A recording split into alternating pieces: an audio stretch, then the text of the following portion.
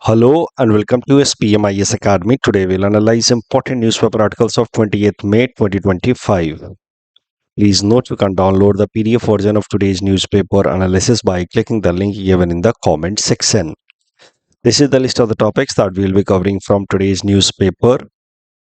The first topic is about environment impact assessment and retrospective green clearances. देखेंगे क्या है ये मामला.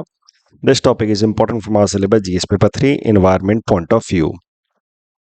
Let us first of all understand the concept of EIA, Environment Impact Assessment. So, United Nations Environment Program defines EIA as a tool to identify environmental, social, and economic impact of a project prior to decision making of its implementation. ये word इस article को समझने के लिए बहुत important है, prior to decision making. तो point ये है कि किसी भी प्रोजेक्ट को लाने से पहले, इंफ्रास्ट्रक्चरल प्रोजेक्ट हो, माइनिंग प्रोजेक्ट हो, उसको लाने से पहले जब हम स्टडी करते हैं कि उस प्रोजेक्ट का क्या इम्पैक्ट होगा एनवायरनमेंट के ऊपर, सोसाइटी के ऊपर, eight the same time economic benefit को भी जब हम स्टडी करते हैं, तो इस अप्रोच को कहा जाता है environment impact assessment. EIA environment impact assessment करने के बाद फिर अलग अलग ऑल्टरनेटिव्स को एक्सप्लोर करने की कोशिश की जाती है कि कैसे इस प्रोजेक्ट का जो इम्पैक्ट है, negative impact on society as well as environment, उसको मिनिमाइज किया जा सके. तो फॉर एग्जांपल इस डायग्राम की मदद से समझने की कोशिश करते हैं. अगर हम कोई भी प्रोजेक्ट ना लगाएं तो इन्वायरमेंट एज इट इज रहेगा. वो इस ग्राफ की मदद से रिप्रेजेंट हो रहा है कि अगर हम कोई प्रोजेक्ट ना लगाएं तो environment will remain the way it is. लेकिन अगर कोई भी हम प्रोजेक्ट इम्प्लीमेंट करते हैं, मान लीजिए कि रेलवे लाइन बिछाते हैं, रोड बनाते हैं, तो उसका इम्पैक्ट एनवायरनमेंट के ऊपर तो नेगेटिवली पड़ेगा ही. तो मान लीजिए कि एनवायरनमेंट का डिग्रेडेशन जो है ये गैप को रिप्रेजेंट कर रहा है कि हाउ एनवायरनमेंट डिग्रेडेशन में हैपन. अब EIA करने से फायदा क्या होता है कि we try to close this gap as much as possible. जितना हो सके उतना इस गैप को हम कम करने की कोशिश करते हैं by doing EIA. Environment impact assessment किया कि अगर हम प्रोजेक्ट को ना लगाएं तो environment will be as it is, अगर हम प्रोजेक्ट को लगाते हैं तो इतना डैमेज होगा. अब कैसे इस गैप को रिड्यूस किया जाए, उसके लिए अलग अलग ऑल्टरनेटिव्स को एक्सप्लोर किए जाते हैं. आप जब भी कोई प्रोजेक्ट लगाएंगे तो कुछ ना कुछ तो डैमेज होगा ही, but how to minimise that damage is the main objective of EIA. Various alternatives are explored under EIA. तो ये डायग्राम बनाना जरूर आप जब मेंस में आंसर लिख रहे हो रिगार्डिंग EIA. इससे क्या होता है कि इट मिनिमाइजेज एनवायरमेंटल डैमेजेस. जो EIA का एक्शन है it is in line with the concept of sustainable development. अब EIA एक कॉन्सेप्ट है, UNEP ने इसको डिफाइन किया. भारत में इसको लीगल बैकिंग दी गई when it was incorporated. The concept of EIA was incorporated under Environment Protection Act of 1986. तो Environment Protection Act of 1986 जो है, इसके अंतर्गत EIA के प्रोविजंस को इनकॉर्पोरेट करके इंश्योर कराया गया कि कोई भी इंडस्ट्रियल या इंफ्रास्ट्रक्चरल प्रोजेक्ट हो, उसको बिना प्रॉपर ओवरसाइट के, प्रॉपर स्टडी किए बिना उसको इम्प्लीमेंट ना किया जाए. कोशिश की जाए कि उसका जो डैमेज है एनवायरनमेंट के ऊपर या समाज के ऊपर, उसको मिनिमाइज किया जाए. तो EIA के अंतर्गत जो जो प्रोजेक्ट्स आते हैं, they are mining of coal and other mineral projects, infrastructural development projects, thermal nuclear hydro power projects या रियल एस्टेट के जो प्रोजेक्ट्स हैं, all of them are first of all subjected to EIA, environment impact assessment, and then only they are allowed to be implemented. Assess किया जाता है कि उनका क्या पोटेंशियल इम्पैक्ट होगा एनवायरनमेंट के ऊपर, सोसाइटी के ऊपर, and then it is decided कि इस प्रोजेक्ट को ग्रांट दिया जाए यानी कि अप्रूवल दिया जाए या डिनाई किया जाए. जब आप मेंस लिख रहे हो उस टाइम में मैं फिर से रटाऊंगा ही आपको EIA के बारे में. EIA जो एक्टिविटी होती है उसमें total 7 steps are involve. Screening सबसे पहले देखा जाता है कि क्या क्या पॉसिबल इम्पैक्ट हो सकता है, फिर स्कोप किया जाता है. स्कोपिंग आपको 7 स्टेप्स एज इट इज रट लेने हैं, एक्सप्लेन करो या ना करो. स्क्रीनिंग मतलब देखा जाएगा कि क्या क्या एक्टिविटीज की जानी है. फिर स्कोपिंग, उन एक्टिविटीज से क्या क्या नेगेटिव इम्पैक्ट होगा. Impact of environmental destruction and prediction कि फ्यूचर में और क्या क्या चीजें हो सकती हैं, फिर कैसे इम्पैक्ट को मिटिगेट किया जाए. यानी कि उस इम्पैक्ट को रिड्यूस कैसे कैसे किया जा सकता है, वो ऑल्टरनेटिव को एक्सप्लोर किया जाता है। देन रिपोर्टिंग इज डन, सारे आइडियाज को स्टडी करके एक जगह रिपोर्ट कंपाइल की जाती है। And then decision making is done. और डिसीजन मेकिंग के बाद भी ऐसा नहीं है या तो ग्रांट कर दिया या डिनाई कर दिया तो दैट डज नॉट मीन कि that is end of story. अगर ग्रांट भी कर दिया है, अप्रूव भी कर दिया उस प्रोजेक्ट को, तो फ्यूचर में भी उसकी मॉनिटरिंग की जाती रहती है। तो these are the 7 steps involved under EIA, environment impact assessment. Mains में आज इट इज 7 स्टेप्स लेकर के आ जाना। आप ये डायग्राम भी बना सकते हो in order to represent EIA कि EIA के अंतर्गत टेक्निकल एनालिसिस की जाती है कि उस प्रोजेक्ट का क्या फिजिकल या इकोलॉजिकल इम्पैक्ट होगा। साथ ही साथ एज फार एज पॉसिबल जिन जिन प्रोजेक्ट्स में संभव है वहां पे पब्लिक का ओपिनियन भी लिया जाता है। Not all projects can have opinion of public, क्योंकि बहुत सारे प्रोजेक्ट जो हैं वो उनका टेक्निकल नेचर बहुत हाई होता है। फॉर एग्जांपल अगर न्यूक्लियर पावर प्लांट लगाना है तो पब्लिक इन्वॉल्वमेंट बहुत ज़्यादा उसमें नहीं हो पाएगा, क्योंकि people do not have that sound understanding of such projects. But जहां तक संभव हो public opinion, public involvement is also promoted. तो टेक्निकल एनालिसिस, पब्लिक ओपिनियन के बेसिस पे EIA रिपोर्ट तैयार की जाती है। Then decision making is done. Decision making में cost benefit analysis and political priorities, national security, इन सब चीज़ों का भी ध्यान रख करके अल्टीमेटली ये डिसीजन लिया जाता है कि उस प्रोजेक्ट को अप्रूव किया जाए या ना किया जाए। तो EIA से संबंधित आंसर लिखते वक्त आप ये डायग्राम भी बना सकते हैं। ये डायग्राम 7 स्टेप्स और ये डायग्राम अगर आपने बना दिया तो आपका EIA का आंसर लगभग कंप्लीट हो जाता है। अब EIA से संबंधित, एनवायरमेंट इम्पैक्ट असेसमेंट से संबंधित एक करंट डेवलपमेंट हुई है, इसको समझते हैं। बट इस डेवलपमेंट को समझने से पहले will have to go into slide background. देखिए, मार्च 2017 में ministry of environment, forest and climate change ने एक नोटिफिकेशन इशू किया था जिसमें उन्होंने 6 मंथ्स का विंडो अलाउ किया कि जो भी प्रोजेक्ट्स ऑलरेडी स्टार्ट हो चुके हैं बिना EIA किए हुए, उन सारे प्रोजेक्ट्स को एक बार के लिए 6 महीने का मौका दिया गया कि आप सब अप्लाई करें और अब आप अप्रूवल लेकर के जाएं। अब आपको ministry of environment, forest and climate change आपके प्रोजेक्ट को स्टडी करेगी। तो मान लीजिए कि कोई प्राइवेट कंपनी है, उसने एक प्रोजेक्ट स्टार्ट कर दिया बिना EIA किए हुए, तो ऐसी कंपनियों को भी अब 6 महीने का एक विंडो दिया गया कि you can now submit reports and now you can apply for approval. So it was applicable if industries had already begun operations या expanded production beyond what they were permitted.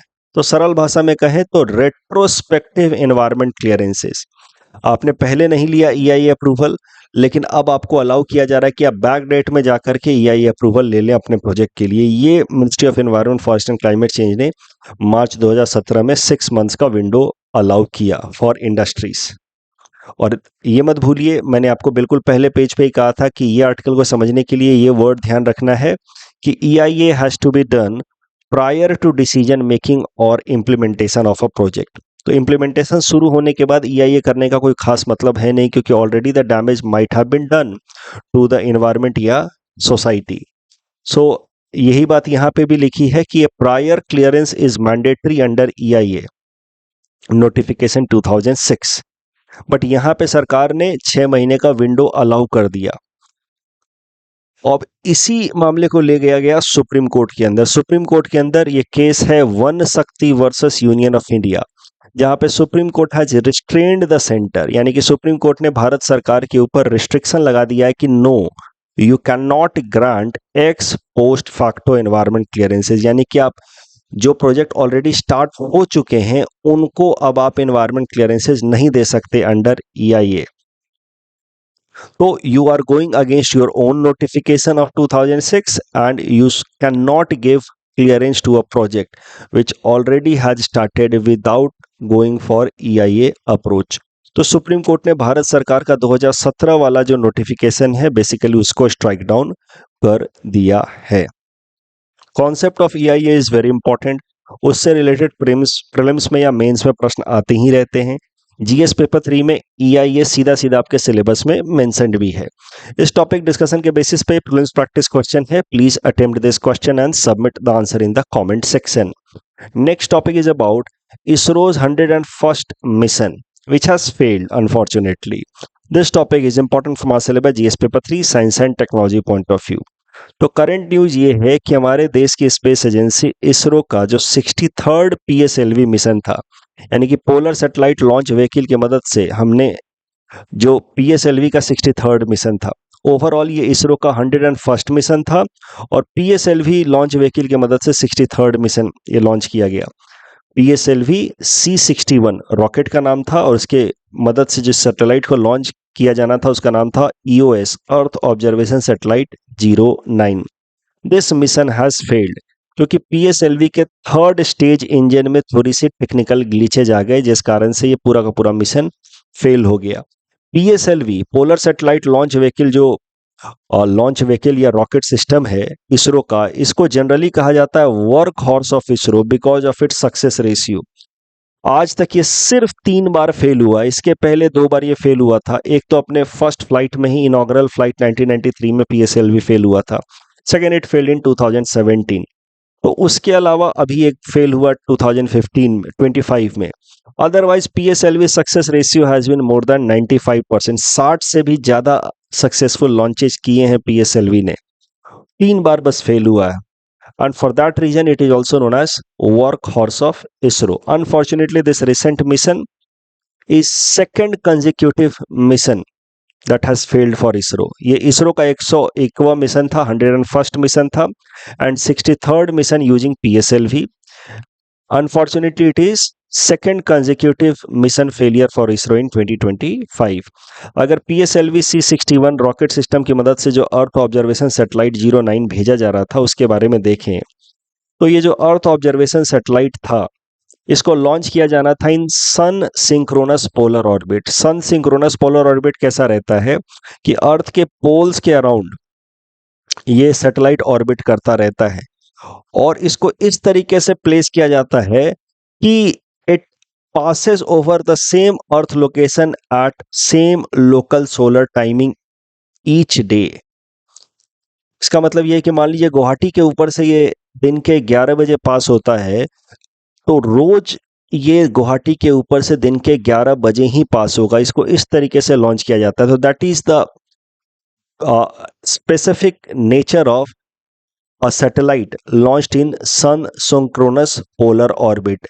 तो सन सिंक्रोनस पोलर ऑर्बिट से फायदा क्या होता है कि एक तो ये सैटेलाइट ऐसे घूम रहा है और अर्थ ऐसे ऐसे घूम रहा है, तो ये दुनिया के सारे हिस्से को कवर करते हैं। पहले तो they cover across the world, every location across the world.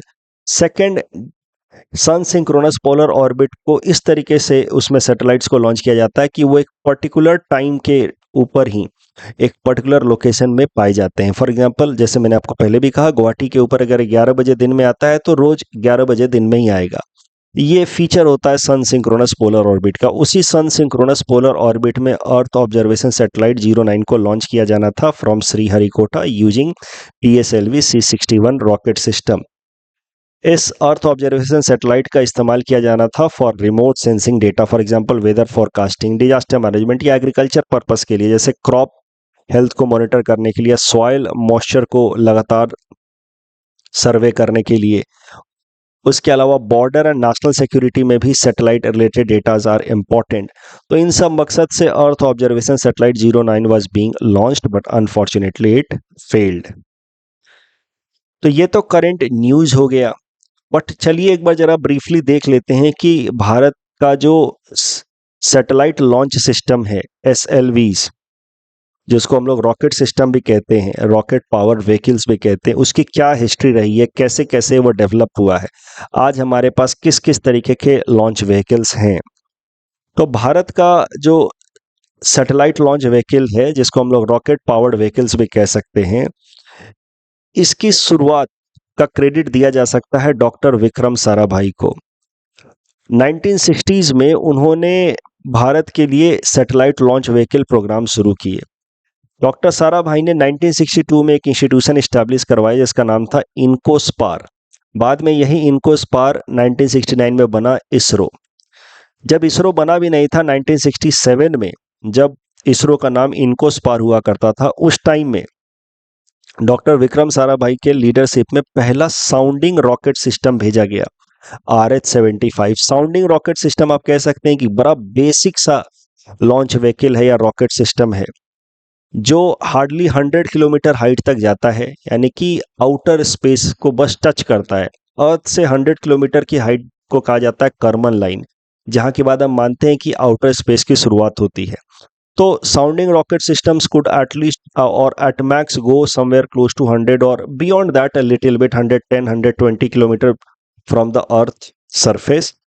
और वो काफ़ी उनकी स्पीड भी कम होती थी। That is why the systems that they would take along with themselves would not sustain in the space for a longer period of time। But आप कह सकते हैं कि ये बेसिक या फंडामेंटल या प्रिलिमिनरी रॉकेट सिस्टम्स थे जिनको कहा गया साउंडिंग रॉकेट सिस्टम। तो इनको स्पार ने 1967 में साउंडिंग रॉकेट RH-75 लॉन्च किया।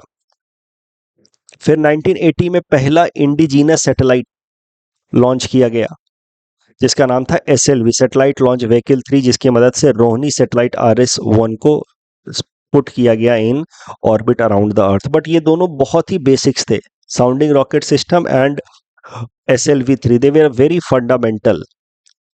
साउंडिंग रॉकेट सिस्टम तो वेरी बेसिक्स, उसके बाद SLV, फिर लाया गया ASLV, augmented satellite launch vehicle system. ये भी स्लाइट इंप्रूवमेंट था SLV के ऊपर। बट जो मेन लॉन्च व्हीकल्स बनाने शुरू किए इसरो ने वो था PSLV, then GSLV, and GSLV का जो अपग्रेडेड वर्जन है उसका नाम है GSLV Mach 3, जिसका अब नाम बदल करके कर दिया गया है LVM-3, लॉन्च व्हीकल मशीन 3। तो आज के डेट में ये 3 हमारे मेन लॉन्च व्हीकल्स हैं। उसके अलावा और भी हैं कुछ छोटे छोटे SSLV एंड ऑल, जिनके बारे में थोड़ा बहुत आज देखेंगे। बट आज के डेट में आप कहें तो ये 3 हमारे पास सैटेलाइट लॉन्च व्हीकल्स हैं। लॉन्च व्हीकल्स मतलब रॉकेट, इनके ऊपर सैटेलाइट्स को रख करके एज पेलोड भेजा जाता है स्पेस में, और फिर इन रॉकेट्स का या लॉन्च व्हीकल्स का काम होता है कि उस सैटेलाइट को बड़े प्रिसीजन के साथ इंटेंडेड ऑर्बिट में रख दे, और वो सैटेलाइट फिर उस ऑर्बिट में अर्थ के अराउंड घूमता रहे। That is the purpose of these launch vehicles या रॉकेट सिस्टम। तो आज के डेट में PSLV is the most successful, that is why इसको कहा जाता है workhorse of ISRO. Unfortunately in recent time it has failed, otherwise it has its success ratio is more than 95%। PSLV it is known as third generation launch vehicles of India. ये हो गया first generation, ये दोनों हो गए second generation, PSLV third generation launch vehicle of India. It has 4 stages engine. तो किसी भी लॉन्च व्हीकल के अंदर, रॉकेट सिस्टम के अंदर अलग अलग स्टेजेज में इंजन होते हैं कि पहला स्टेज इंजन का अपना फ्यूल जब कंज्यूम कर लेता है, then second stage is ignited. जब सेकेंड स्टेज भी अपना पूरा फ्यूल को कंज्यूम कर लेता है, then third stage is ignited. इस तरीके से तो PSLV में 4 स्टेजेज हैं। सॉलिड लिक्विड प्रोपल्सन, मतलब पहले स्टेज में सॉलिड फ्यूल है, फिर सेकेंड स्टेज में लिक्विड फ्यूल है, फिर थर्ड स्टेज में सॉलिड फ्यूल है, फिर फोर्थ स्टेज में लिक्विड फ्यूल है। PSLV का पहला लॉन्च करने की कोशिश की गई थी 1993 में, but it failed. First successful launch of PSLV was done in 1994। तब से लेकर के अभी तक 60 से भी ज्यादा लॉन्चेज कर चुका है PSLV successfully. Success ratio has been 95%, and that is why it is known as workhorse of ISRO। PSLV can take payload, यानी कि एक सैटेलाइट वो लगभग 1750 किलोग्राम तक का लेकर के जा सकता है to a height of about 600 kilometre. जितने भी मेजर मिशंस हुए हैं आप इसरो के कह सकते हैं, Chandrayaan, Mars orbiter mission, space capsule recovery system, Indian regional navigation satellite system, ये सब कुछ PSLV ने ही लॉन्च किया है। चंद्रयान 1 की अगर हम बात करें तो अब PSLV से ज्यादा बिगर कैपेसिटी वाला है GSLV। Capacity in the sense कि it can carry payloads of larger mass. ये 2 टन क्लास ऑफ सैटेलाइट्स को भी लेकर के जा सकता है to geosynchronous transfer orbit. 36,000 kilometre की हाइट तक लेकर के जा सकता है। तो ज्यादा वजन वाले सैटेलाइट प्लस ज्यादा डिस्टेंस तक सैटेलाइट्स को ले जाने के लिए डेवलप किया गया GSLV। GSLV के अंदर 3 स्टेज व्हीकल्स लगे हुए हैं, मतलब 3 स्टेज इंजन से हैं। पहला स्टेज जो है वो सॉलिड फ्यूल का इस्तेमाल करता है। Solid fuel that is solid HTBP, hydroxyl terminated polybutadiene is the fuel that is used in the first stage engine. फिर दूसरा है लिक्विड स्टेज इंजन, जहां पे इस्तेमाल होता है डाई नाइट्रोजन टेट्राऑक्साइड। ये फ्यूल इस्तेमाल होता है जो लिक्विड फॉर्म में होता है। और तीसरा स्टेज होता है cryogenic engine. Cryogenic engines are those engines that can handle fuel at a very very low temperature. For example, ये जो क्रायोजेनिक इंजन है जीएसएलवी का, it handles liquid hydrogen and liquid oxygen. Of course, hydrogen and oxygen at normal temperature will be in gaseous form. इनको liquid form में रखने के लिए temperature should be below -200 degree Celsius and even lower. तो liquid hydrogen and liquid oxygen form में fuel को handle करने के लिए we need cryogenic engine. And GSLV में third stage engine is cryogenic one. It can handle liquid hydrogen and liquid oxygen as a fuel. तो ये खासियत होती है जीएसएलवी लॉन्च व्हीकल की। It has 3 stage engine. First is solid, second is liquid and third one is cryogenic. अब GSLV में अलग अलग वर्जन्स डेवलप किए इसरो ने। जो बिल्कुल जीएसएलवी का पहला वर्जन था जीएसएलवी मैक 1, उसमें cryogenic engine was from Russia. Then GSLV mark 2 upgraded version and GSLV mark 3 even more upgraded. Mark 2 and mark 3 में जीएसएलवी के जो क्रायोजेनिक इंजन है वो इंडिजीनस है, यानी कि भारत का खुद का बनाया हुआ है। अच्छा, स्टेज 2 जो जीएसएलवी का इंजन है, जहाँ पे लिक्विड फ्यूल का इस्तेमाल किया जाता है, डाई नाइट्रोजन टेट्रोऑक्साइड का, डाई नाइट्रोजन टेट्रोऑक्साइड, इस इंजन का नाम है विकास इंजन, जो भारत ने खुद बनाया है, इंडिजीनस है। और जीएसएलवी मैक 2 या मैक 3 में जो क्रायोजेनिक इंजन है, जो liquid hydrogen and liquid oxygen को हैंडल करता है, it in Mach 2 and Mach 3 the cryogenic engine is also indigenous. GSLV Mach 3 is the most upgraded one. अब इसका नाम बदल करके कर दिया गया है LVM3 लॉन्च व्हीकल मशीन 3। तो GSLV और PSLV के अलावा एक और सैटेलाइट लॉन्च व्हीकल हाल फिलहाल में डेवलप किया गया है, स्मॉल सैटेलाइट लॉन्च व्हीकल। नाम से जैसा आपको समझ आ रहा है, ये छोटे छोटे पेलोड, छोटे छोटे सैटेलाइट्स को लोअर अर्थ ऑर्बिट में लॉन्च करने में काम आएगा। इसका बहुत ज़्यादा कॉस्ट है भी नहीं, एंड इज 3 स्टेज व्हीकल। और ये 3 स्टेज में आप इसको कह सकते हैं solid, liquid and semi cryogenic. तो मतलब जो थर्ड स्टेज इंजन होगा वो थोड़ा सा सेमी क्रायोजेनिक टाइप का उसका नेचर होगा। मतलब it can handle even very low temperature fuel as well. ये खासियत होती है एसएसएलवी की। तो एसएसएलवी जो होगा वो कॉस्ट इफेक्टिव होगा, क्योंकि छोटे छोटे सैटेलाइट्स को लॉन्च करने के लिए अगर हम जीएसएलवी का इस्तेमाल करें या इवन पीएसएलवी का इस्तेमाल करें तो cost will be quite higher. तो उन सब तरह के सैटेलाइट्स के लिए we will be using SSLV. इसका कॉमर्शियल यूज भी होगा। दूसरे देशों को अगर अपने सैटेलाइट्स लॉन्च करवाने हैं इसरो के थ्रू, तो वहाँ पे एसएसएलवी की मदद से हम लोग कॉस्ट इफेक्टिव मेथड से हम लोग ऐसे सैटेलाइट्स को लॉन्च कर सकते हैं, and that will help in revenue generation for ISRO as well. At the same time SSLV will be helpful in launching small satellites which could be useful for border defence या intelligence purposes. तो national security को strengthen करने में भी SSLV would be useful. Sun synchronous polar orbit के बारे में हमने बात की थी, ये यहाँ पे इसके रेस्पेक्ट में ये प्रीलिम्स प्रैक्टिस क्वेश्चन मैंने बना करके दिया है। Please attempt this question and submit the answer in the comment section. ISRO के अभी तक किस किस तरीके का लॉन्च व्हीकल रहे हैं, उसके बेसिस पे ये प्रीलिम्स ये मेंस क्वेश्चन है बेसिकली। तो जो भी हमने डिस्कस किया उसके बेसिस पे आप अटेम्प्ट कर सकते हैं। If needed you can read the hints also and then you can attempt. मैंने आपको आज रीयूजेबल लॉन्च व्हीकल के बारे में नहीं बताया, but yes this is also being developed by ISRO. इसके बारे में किसी और दिन चर्चा करेंगे। इसकी मदद से एक सैटेलाइट को लॉन्च करने के बाद जो हमारा रॉकेट सिस्टम है या लॉन्च व्हीकल है, it can again come back to the earth and which can be used again to launch some other satellite. तो इसको कहा गया है रीयूजेबल लॉन्च व्हीकल। अभी इसको बस डेवलप किया जा रहा है, इसकी टेक्नोलॉजी अभी डेवलप की जा रही है, इसका फाइनल अभी एप्लीकेशन शुरू नहीं हुआ है। आंसर में इसके बारे में मैंने जिक्र किया है, but I have not discussed it today. तो आप खुद आंसर राइटिंग लिखते वक्त, ये करते वक्त इस RLV-TD को अवॉइड भी कर सकते हैं। Reusable launch vehicle technology demonstrator को अवॉइड भी कर सकते हैं। Other points are quite generic one, you can attempt on your own. Next topic is about E0FIR system, important from our syllabus GS paper 3 internal security point of view, especially with respect to cyber security. News ये है कि हमारे home minister Amit Shah ji ने launch किया है एक नया system जिसका नाम है E0FIR सिस्टम। इसकी मदद से होगा क्या? कि अगर आपके साथ 10 लाख या उससे ज़्यादा का कोई साइबर फ्रॉड होता है और आप अगर ये नेशनल हेल्पलाइन 1930 पे रिपोर्ट करते हैं कि आपके अगेंस्ट साइबर फ्रॉड हुआ है ऑफ अमाउंट 10 लाख और मोर, तो जैसे ही आप इस हेल्पलाइन पे रिपोर्ट करेंगे ऑटोमेटिकली एक डिजिटल फॉर्म में एफआईआर रजिस्टर हो जाएगा. तो the system will automatically convert A cyber financial fraud complaint of loss above rupees 10 lakh if reported on this helpline 1930 into FIR. So आप कंप्लेन करेंगे वो FIR के फॉर्म में रजिस्टर हो जाएगा. Indian Cyber Crime Coordination Center I4C, which works under Ministry of Home Affairs, is implementing this initiative. इस E0 FIR system से फायदा क्या होगा?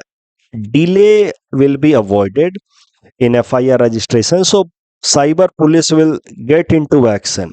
So it will help in swift recovery of lost money. Victims को बाद में तो police station जाना पड़ेगा, बट स्टार्टिंग में उनको पुलिस स्टेशन जाने की जरूरत नहीं है एफआईआर रजिस्टर करने के लिए. FIR will be automatically registered. So of course this will strengthen India's fight against cyber financial crimes.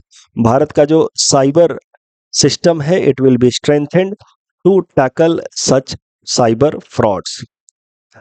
I4C के बारे में हमने पिछले महीने भी बात की थी, अक्सर ये न्यूज में आता ही रहता है. भारत के अंदर साइबर फ्रॉड से फाइट करने के लिए सबसे इंपॉर्टेंट गवर्नमेंट इनिशिएटिव या सिस्टम है. I4C established under Ministry of Home Affairs is a nodal agency against cyber crime in India. इसका मेन काम है कि जो भी टेक्नोलॉजिकल सिस्टम्स भारत में डेवलप हो रहे हैं, चाहे एकेडमिक फॉर्म में, इंडस्ट्रियल, टेक्नोलॉजिकल, उन सब का इस्तेमाल करके साइबर फ्रॉड को प्रिवेंट करे. इसका हेडक्वार्टर न्यू दिल्ली में है. इसी ने ये toll free helpline number 1930 launch किया है नेशन वाइड, जिसकी मदद से आप कंप्लेन रजिस्टर कर सकते हैं in case of some cyber fraud committed against you. इसका एक सोशल मीडिया हैंडल भी है साइबर दोस्त, जहां पे साइबर सेफ्टी टिप्स वो देते रहते हैं. इसके अलावा citizen financial cyber fraud reporting and management system भी लॉन्च किया है I4C ने. तो basically I4C is the nodal agency to tackle cyber crimes, cyber frauds in India. इस टॉपिक डिस्कशन के बेसिस पे प्रीलिम्स प्रैक्टिस क्वेश्चन है. Please attend this question and submit the answer in the comment section. Next is 58th Jnanpith award.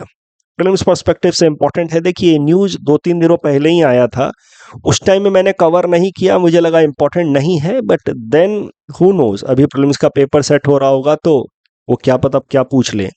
Why I did not cover it, क्योंकि 58th Jnanpith award अभी अभी दिया गया है जिनको, वो है संस्कृत स्कॉलर जगत गुरु रामभद्र आचार्य जी. इनको अभी अभी दिया गया है, बट अनाउंसमेंट 1 साल पहले कर दिया गया था.